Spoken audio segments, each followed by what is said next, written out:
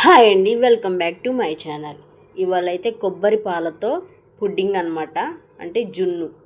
ఇంకా దాన్ని తయారు చేసేసేయడానికి నేనైతే కొబ్బరి కాయని తీసుకున్నానండి, 2 చిప్పలు. వెనక మళ్ళీ బ్రౌన్ పార్ట్ తీసేసి పీల్ చేసేసేయండి, చక్కగా ముక్కలు కట్ చేసుకోండి. నేనైతే ఈ కప్పుతో కొలుస్తున్నాను, 2 కప్పులు అనమాట. ఫస్ట్ ఆ ముక్కలు వేసేసి ఒకసారి మిక్సీ పట్టేసుకోండి, వాటర్ పోయకుండా, మెత్తగా గ్రైండ్ అయిపోతుంది. మిక్సీ పట్టేసుకొని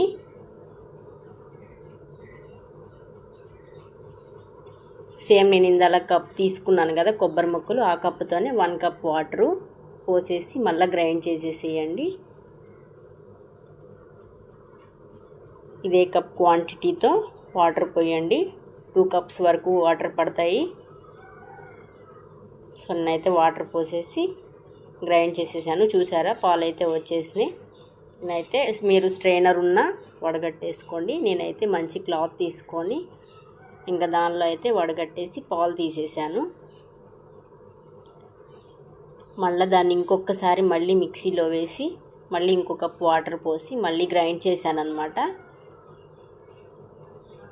సేమ్ ప్రాసెస్. ఇంకా మళ్ళీ గ్రైండ్ చేసిన తర్వాత తీసి పక్కన పెట్టుకున్నాను పాలు. ఈ కొబ్బరిని మనం కర్రీస్లోకైనా డ్రై చేసి పెట్టుకొని, ఇంకా లేదంటే పిల్లలకి కొంచెం షుగర్ వేసి ఉండల్లాగైనా చుట్టుకోవచ్చు, లేదంటే కర్రీస్లోకైనా వాడుకోవచ్చు. అట్లా బాగా యూజ్ అవుతుందండి, పడే అవసరం లేదు. చక్కగా ఫ్రిడ్జ్లో అయినా పెట్టేసుకోవచ్చు, మనం స్టోర్ చేసుకోవచ్చు. నాన్ వెజ్ కర్రీస్లోకైనా వెజ్ కర్రీస్లోకైనా అన్నిటిలోకి యూజ్ అవుతుంది.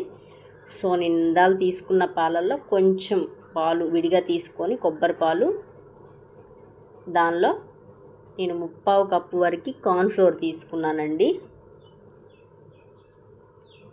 తీసుకొని ఉండలు లేకుండా చక్కగా విస్కర్తో కానీ స్పూన్తో కానీ మిక్స్ చేసేసుకోండి. ఎక్కడ ఉండలొద్దు, చక్కగా మిక్స్ చేసుకోండి. అలాగే సేమ్ షుగర్ కూడా అంతే తీసుకున్నాను.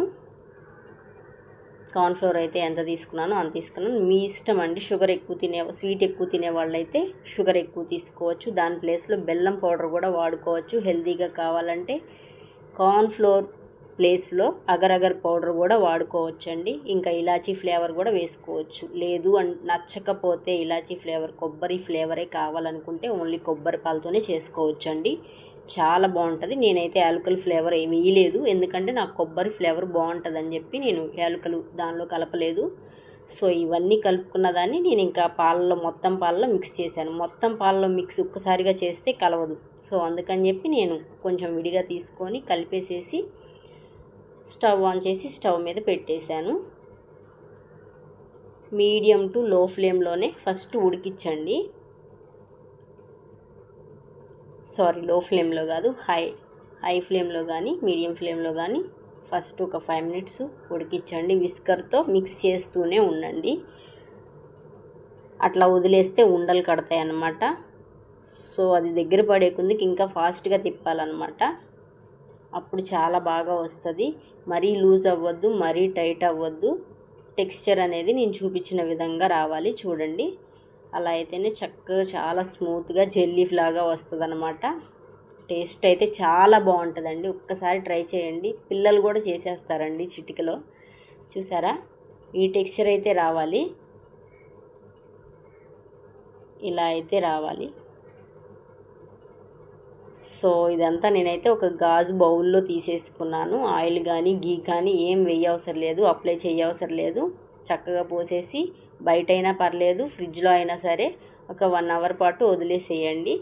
తర్వాత మంచిగా జెల్లీలాగా వస్తుంది అన్నమాట. ట్రై చేసి ఒకసారి కామెంట్ చేయండి, చాలా బాగా వస్తుంది. అలాగే స్టీల్ గిన్నెల్లో కూడా వేసుకోవచ్చు, ఏం ప్రాబ్లం ఉండదు. గీ కానీ నెయ్యి కానీ ఏం అప్లై చేయకపోయినా కూడా బాగా వస్తుంది. సో ఒక్కసారి ట్రై చేయండి, చాలా బాగా వస్తుంది.